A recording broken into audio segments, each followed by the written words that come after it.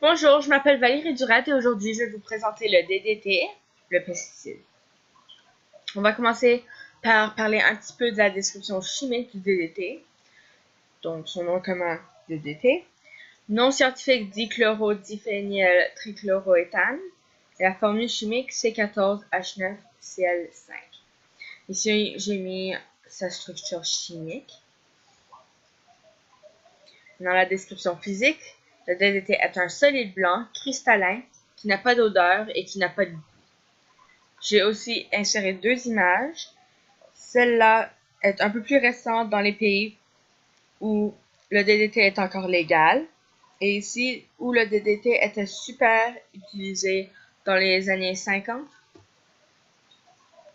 Dans l'histoire du DDT, en 1939, Paul Herman Muller synthétise le DDT pour l'utiliser comme pesticide. En 1939 à 1945, le DDT a été utilisé durant la Deuxième Guerre mondiale pour éviter les transmissions de maladies. En 1950, le DDT était grandement utilisé comme pesticide. Et en 1960, les gens ne veulent plus utiliser le DDT. Ils croient que c'est cancérigène. Et en 1970, le DDT a été banni au Canada et dans d'autres pays également, comme les États-Unis. Maintenant, on va parler de l'aspect santé du DDT. Donc, le DDT affecte le système nerveux des humains. Il crée des crises convulsives ou de l'excitation. Pour les animaux, ça affecte le système nerveux et ça peut causer le cancer du foie. Maintenant, voici le système nerveux humain. Ici, on voit le cerveau, le cervelet, la moelle épinière, le plexus brachial, les nerfs intercostales, nerf radial, nerf médian, nerf cubital, plexus lombaire, plexus sacré, nerf digital, nerf des mains, nerf sciatique, nerf musculo-cutané de la jambe, nerf sciatique poplité interne. Donc le DDT affecte vraiment le système nerveux en entier. Maintenant, le positif du DDT. Le DDT aide à combattre la malaria en tuant les moustiques.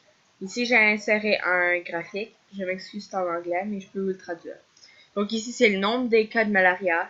Ici, c'est les années à travers le DDT. Et ça, c'est un graphique du DDT et de la malaria en Ceylan. On voit ici que les cas de malaria étaient très élevés. Et puis, le plus que le DDT était introduit à travers Ceylan, le moins de cas de malaria il y a. Et ici, c'est quand le DDT était super populaire, et utilisé partout. Puis après ça, le DDT a commencé à être banni. Donc ici, il y a une image pas mal récente de quelqu'un qui est en train de mettre du DDT sur les murs en arrêt au sol. Le négatif. Donc on a commencé à utiliser du DDT et ça a repoussé les insectes. Mais après ça, les insectes deviennent plus résistants. Donc on a augmenté la dose de DDT et on réutilise le DDT. Alors c'était vraiment un cercle vicieux parce que on utilise le DDT, les insectes deviennent résistants, augmente la dose de DDT, utilise le DDT, insectes deviennent résistants, augmente la dose de DDT. Alors à un moment donné, la dose était vraiment grande, ça a grandement affecté notre environnement. Comme par exemple les... Oh.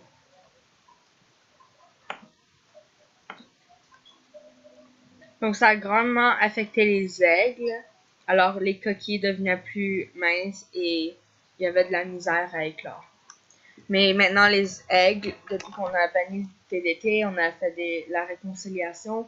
Alors la population est redevenue normale. Savais-tu que le DDT est biocumulatif? Donc biocumulatif signifie que le DDT voyage dans la chaîne alimentaire. Donc le DDT est stocké dans les gras des animaux qu'ils consomment. Et puis quand un animal le mange, le DDT se transfère à l'animal qui a mangé. Voici ma bibliographie. Merci beaucoup.